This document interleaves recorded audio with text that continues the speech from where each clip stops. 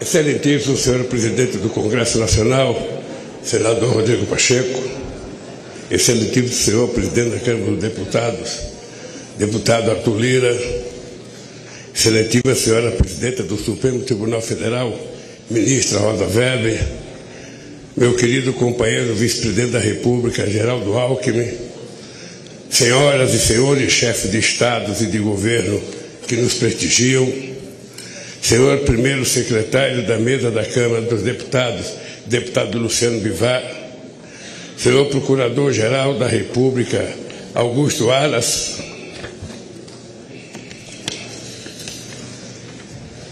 minha querida companheira esposa Janja, nossa querida companheira esposa do Alckmin, Lu Alckmin, meu querido companheiro José Sarney, presidente da República, minha querida companheira Dilma Rousseff, presidente da República,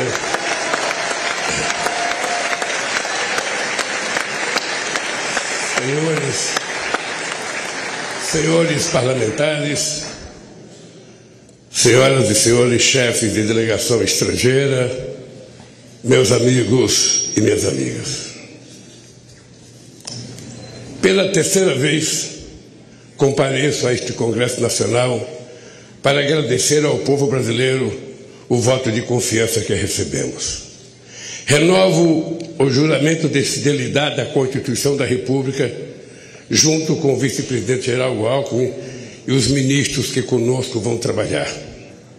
Se estamos aqui hoje, é graças à consciência política da sociedade brasileira e à frente democrática que formamos ao longo desta histórica campanha eleitoral.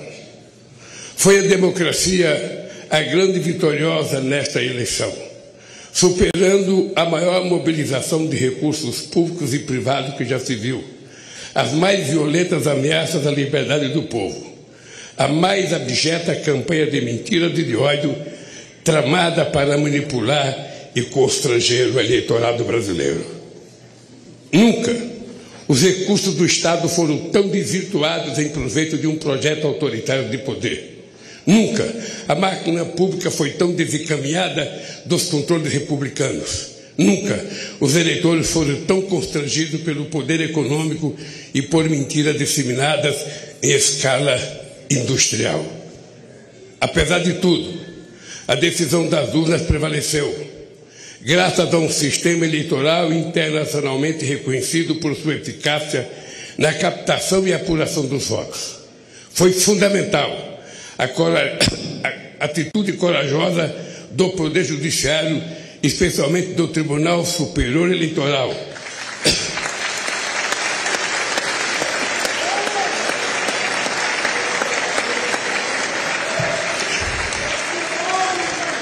para fazer prevalecer a verdade das urnas sobre as violências de seus detratores. Senhoras e senhores, ao retornar a este plenário da Câmara dos Deputados, onde participei da Assembleia Constituinte de 1988, recordo com emoção os embates que travamos aqui democraticamente para inscrever na Constituição o mais amplo conjunto de direitos sociais, individuais e coletivos, em benefício da população e da soberania nacional. 20 anos atrás, quando fui eleito presidente pela primeira vez, ao lado do companheiro vice-presidente José Alencar, iniciei o discurso de posse com a palavra mudança. A mudança que pretendíamos era simplesmente concretizar os preceitos constitucionais, a começar pelo direito à vida digna, sem fome, com acesso ao emprego, à saúde e à educação. Disse naquela ocasião que a missão de minha vida estaria cumprida quando cada brasileiro e brasileira pudesse fazer 3 refeições por dia.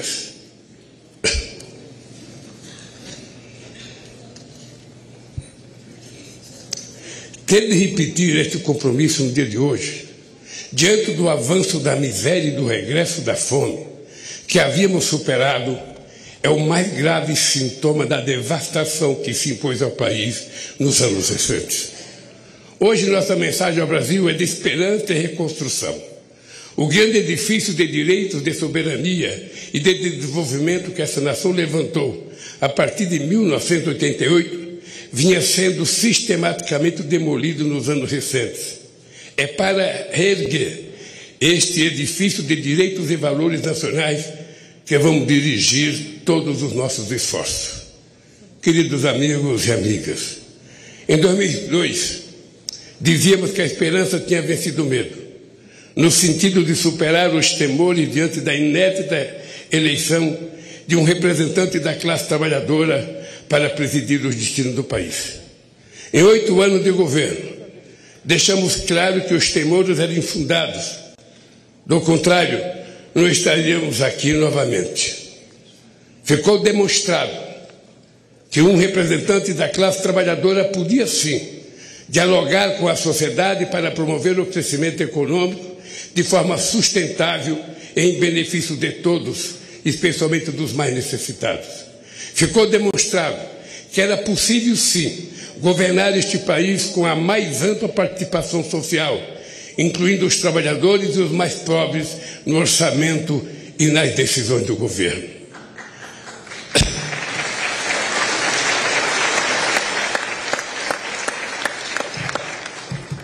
Ao longo desta campanha eleitoral, vi a esperança brilhar nos olhos de um povo sofrido, em decorrência da destruição de políticas públicas que promoviam a cidadania, os direitos essenciais, a saúde e a educação. Vi o sonho de uma pátria generosa, que ofereça oportunidade a seus filhos e filhas em que a solidariedade ativa seja mais forte que o individualismo cego. O diagnóstico que recebemos do governo de transição, de governo, é estarrecedor. Esvaziar os recursos da saúde, desmontar a educação, a cultura, a ciência e tecnologia, destruir a proteção do meio ambiente, não deixar os recursos para a merenda escolar, a vacinação, a segurança pública, a proteção às florestas e a assistência social, desorganizar a governança da economia, dos financiamentos públicos, do apoio às empresas, aos empreendedores e ao comércio externo, dilapidar as estatais e os bancos públicos, entregar o patrimônio nacional. Os recursos do país foram rapinados para saciar a estupidez dos rentistas de acionistas privados nas empresas públicas. É sobre estas terríveis ruínas que assumo o compromisso de, junto com o povo brasileiro, reconstruir o país e fazer novamente um Brasil de todos e para todos. Eu queria dizer aos deputados e senadores que o resultado da nossa transição, que foi coordenada pelo companheiro Alckmin, será enviada a cada deputado, a cada senador, a cada ministro da Suprema Corte, a cada ministro do Tribunal Superior Eleitoral, a cada ministro do Poder Judiciário, a cada universidade, a cada central sindical, para que as pessoas saibam como é que nós encontramos esse país e cada um faça a sua avaliação. Senhoras e senhores,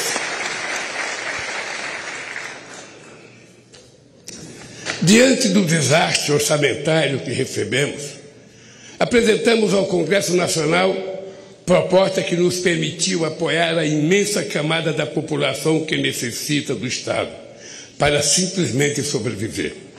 Quero agradecer à Câmara e ao Senado pela sensibilidade frente às urgências do povo brasileiro. Revisto a atitude extremamente responsável do Supremo Tribunal Federal e do Tribunal de Contas da União frente às situações que distorciam a harmonia dos poderes.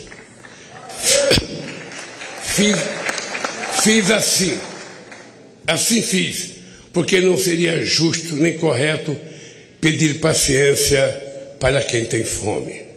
Nenhuma nação se ergueu nem poderá se erguer sobre a miséria do seu povo.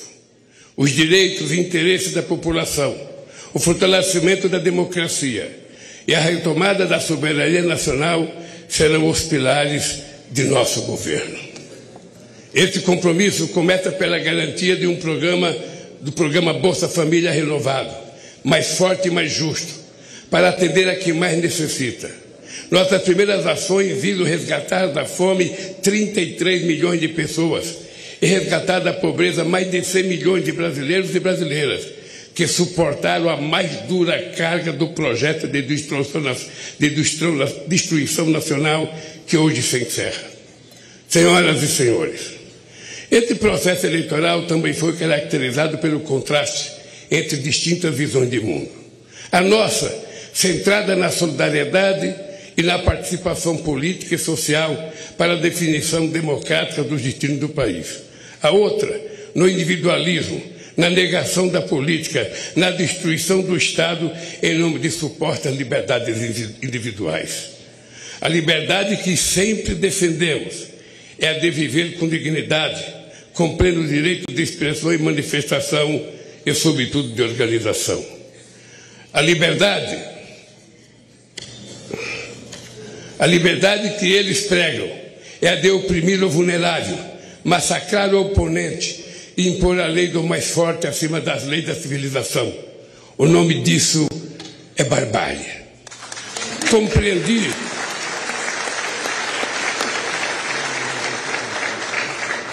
Compreendi desde o início da jornada que deveria ser candidato por uma frente mais ampla do que o campo político em que me formei, mantendo o firme compromisso com minhas origens. Esta frente se consolidou para impedir o retorno do autoritarismo no país. A partir de hoje, a lei de acesso à informação voltará a ser cumprida. O portal da transparência voltará a cumprir seu papel. Os controles republicanos voltarão a ser exercidos para defender o interesse público. Não carregamos nenhum ânimo de revanche contra os que tentaram subjugar a nação a seus desígnios pessoais e ideológicos, mas vamos garantir o primado da lei. Quem errou responderá por seus erros com direito à ampla defesa dentro do devido processo legal. O mandato que recebemos à frente a adversários inspirados no fascismo será defendido com os poderes que a Constituição confere à democracia. Ao ódio responderemos com amor, à mentira com a verdade, ao terror e à violência responderemos com as leis e suas mais duras consequências. Sob os ventos da redemocratização dizíamos: ditadura nunca mais. Hoje, depois do terrível desafio que superamos, devemos dizer: democracia para sempre.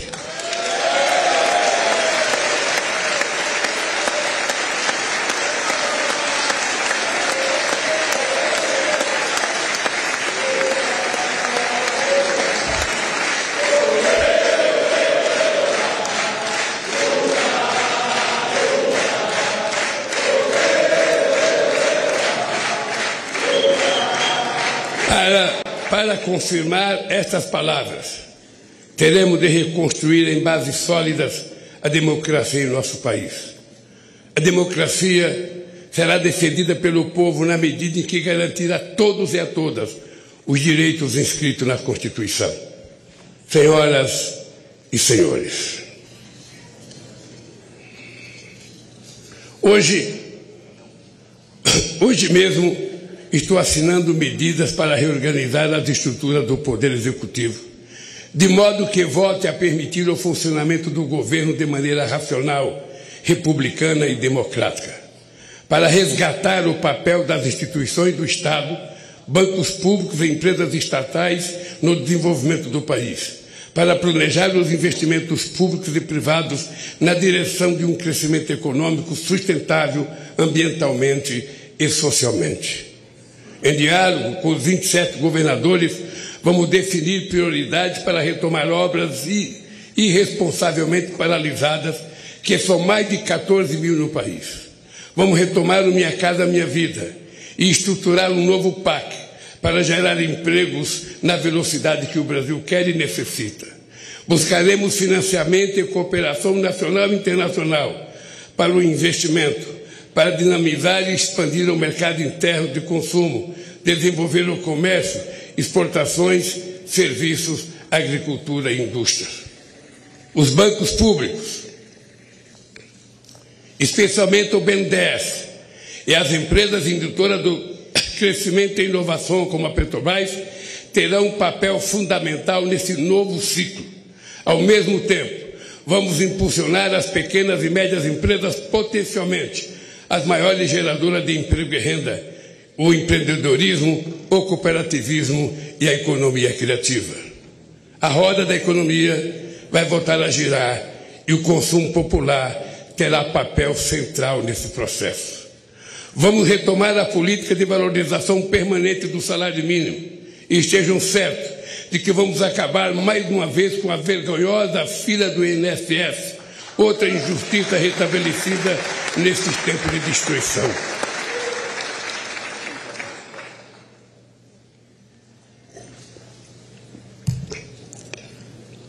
Vamos dialogar de forma tripartite, governo, centrais sindicais e empresariais, sobre uma nova legislação trabalhista, garantir a liberdade de empreender ao lado da proteção social é um grande desafio nos tempos de hoje. Senhoras e senhores, o Brasil é grande demais para renunciar ao seu potencial produtivo. Não faz sentido importar combustíveis, fertilizantes, plataforma de petróleo, microprocessadores, aeronaves e satélites. Temos capacidade técnica, capitais e mercado em grau suficiente para retomar a industrialização e a oferta de serviços em nível competitivo. O Brasil pode e deve figurar na primeira linha da economia global. Caberá ao Estado articular a transição digital e trazer a indústria brasileira para o século XXI, com uma política industrial que apoia a inovação, estimula a cooperação público-privada, fortaleça a ciência e tecnologia e garanta acesso a financiamentos com custos adequados. O futuro pertencerá a quem investir na indústria do conhecimento, que será objeto de uma estratégia nacional planejada em diálogo com o setor produtivo, centro de pesquisa de universidades, junto com o Ministério da Ciência e Tecnologia e Inovação, os bancos públicos estatais, agência de fomento à pesquisa. Nenhum outro país tem as condições do Brasil para se tornar uma grande potência ambiental, a partir da criatividade da bioeconomia e dos empreendimentos da sociobiodiversidade. Vamos iniciar a transição energética e ecológica para uma agropecuária e uma mineração sustentáveis, uma agricultura familiar mais forte e uma indústria mais verde. Nossa meta é alcançar o desmatamento zero na Amazônia, a emissão zero de gás de efeito estufa na matriz energética.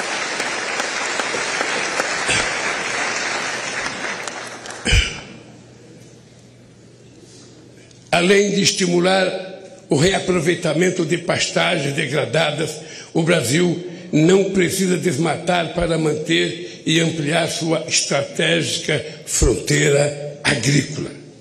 Não é preciso derrubar nenhuma árvore.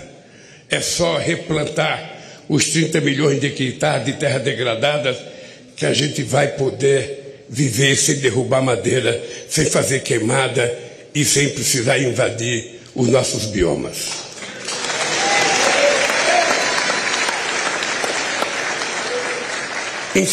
Incentivaremos, sim, a prosperidade na terra, liberdade e oportunidade de criar, plantar e colher continuará sendo nosso objetivo. O que não podemos admitir é que seja uma terra sem lei. Não vamos tolerar a violência contra os pequenos, o desmatamento e a degradação do ambiente que tanto mal já fizeram ao nosso país. Esta é uma das razões, não a única, da criação do Ministério dos Povos Indígenas. Ninguém conhece melhor nossas florestas, nem é mais eficaz de defendê-la do que o que estava aqui desde tempos imemoriais. Cada terra demarcada é uma nova área de proteção ambiental. A estes brasileiros e brasileiras devemos respeito e com eles temos uma dívida histórica.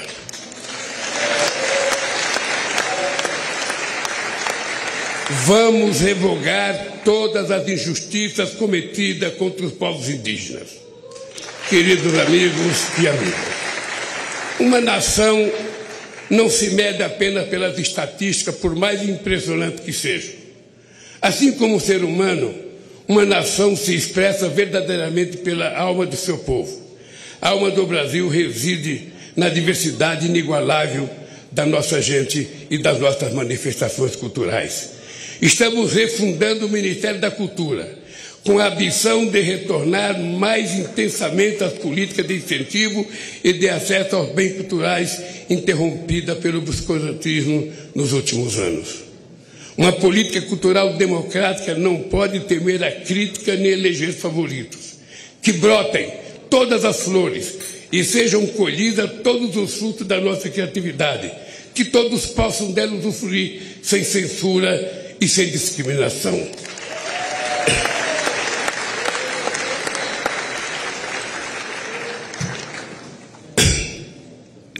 Não é admissível que negros e pardos continuem sendo a maioria pobre e oprimida de um país construído com o suor e sangue de seus ascendentes africanos. Criamos o Ministério da Promoção da Igualdade Racial para ampliar a política de cotas nas universidades e no serviço público, além de retomar as políticas voltadas para o povo negro e pardo na saúde, educação e cultura. É inadmissível que as mulheres recebam menos que os homens realizando a mesma função, que não sejam reconhecidas em um mundo político machista, que sejam assediadas impunemente nas ruas e no trabalho, que sejam vítimas de violência dentro e fora de casa. Estamos refundando também o Ministério das Mulheres para demolir esse castelo secular de desigualdade e preconceito.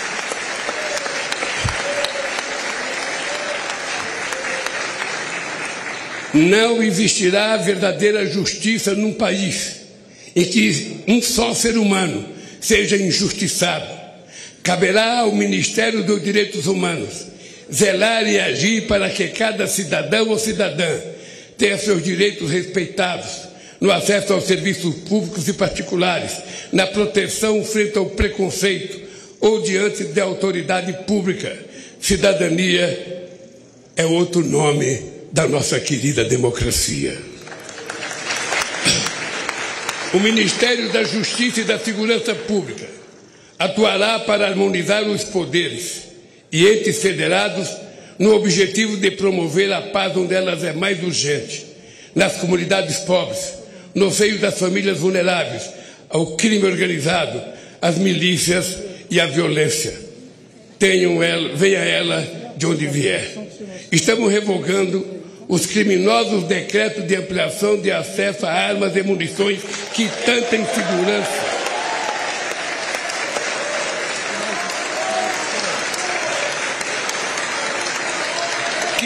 insegurança e tanto mal causaram às famílias brasileiras.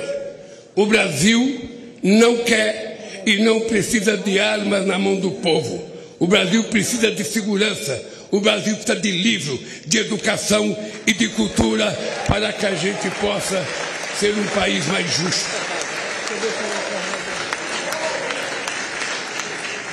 Sob a proteção de Deus, inauguro este mandato reafirmando que no Brasil a fé pode estar presente em todas as moradas, nos diversos templos, igrejas e cultos. Neste país, todos poderão exercer livremente sua religiosidade. Senhoras e senhores, o período que se encerra foi marcado por uma das maiores tragédias da história, a pandemia de Covid-19. Em nenhum outro país a quantidade de vítimas fatais foi tão alta proporcionalmente à população quanto no Brasil. Um dos países mais preparados para enfrentar as emergências sanitárias, graças à competência, do nosso sistema único de saúde e da competência de vacinação do nosso povo. Este paradoxo só se explica pela atitude criminosa de um governo negacionista, obscurantista e insensível à vida. As responsabilidades por esse genocídio hão de ser apuradas e não devem ficar impunes.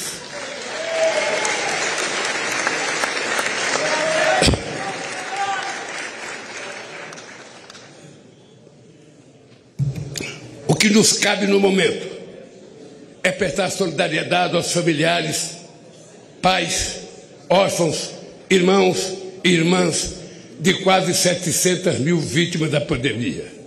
O SUS é provavelmente a mais democrática das instituições criada pela Constituição de 88. Certamente por isso foi a mais perseguida desde então e foi também a mais prejudicada por uma estupidez chamada teto de gastos que haveremos de revogar.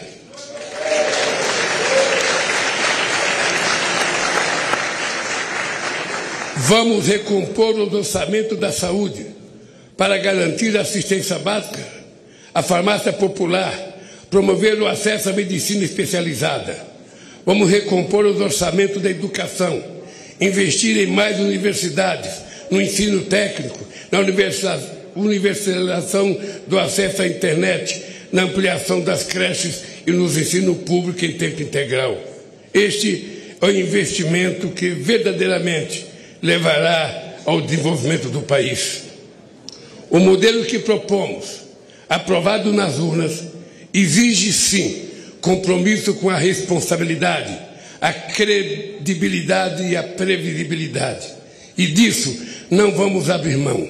Foi com realismo orçamentário, fiscal e monetário, buscando a estabilidade, controlando a inflação e respeitando contratos que governamos este país. Não podemos fazer diferente.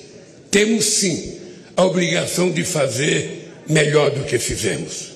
Senhoras e senhores, os olhos do mundo estiveram voltados para o Brasil nestas eleições. O mundo espera que o Brasil volte a ser um líder no enfrentamento à crise climática e um exemplo de país social e ambientalmente responsável, capaz de promover o crescimento econômico com distribuição de renda, combater a fome e a pobreza dentro do processo democrático. Nosso protagonismo se concretizará pela retomada da integração sul-americana a partir do Mercosul, a revitalização da Unasul e demais instâncias de articulação soberana da nossa região. Sobre esta base, poderemos reconstruir o diálogo ativo e altivo com os Estados Unidos, a comunidade europeia, a China, os países do Oriente e outros atores globais, fortalecendo os BRICS e a cooperação com os países da África e rompendo o isolamento a que o país foi submetido nesses últimos tempos. O Brasil tem de ser dono de si mesmo, dono do seu destino, tem de voltar a ser um país soberano. Somos responsáveis pela maior parte da Amazônia e por vastos biomas, grandes aquíferos, jazida de minérios, petróleo e fontes de energia limpa. Com soberania e responsabilidade, seremos respeitados para compartilhar essa grandeza com a humanidade, solidariamente, jamais com subordinação. A relevância da eleição no Brasil refere-se, por fim, às ameaças que o modelo democrático vem enfrentando ao redor do planeta. Articula-se uma onda de extremismo autoritário que dissemina o ódio e a mentira por meios tecnológicos que não se submete a controles transparentes. Defendemos a plena liberdade de expressão, cientes de que é urgente criarmos instâncias democráticas de acesso à informação confiável e de responsabilização dos meios pelos quais o veneno do ódio e da mentira são inoculados. Este é um desafio civilizatório, da mesma forma que a superação das guerras, da crise climática e da fome e da desigualdade no planeta. Reafirmo para o Brasil e para o mundo a convicção de que a política, em seus mais elevados sentidos, e apesar de todas as suas limitações, é o melhor caminho para o diálogo entre os interesses divergentes para a construção pacífica de consenso. Negar a política e desvalorizá-la e criminalizá-la é o caminho da barbárie e das tiranias.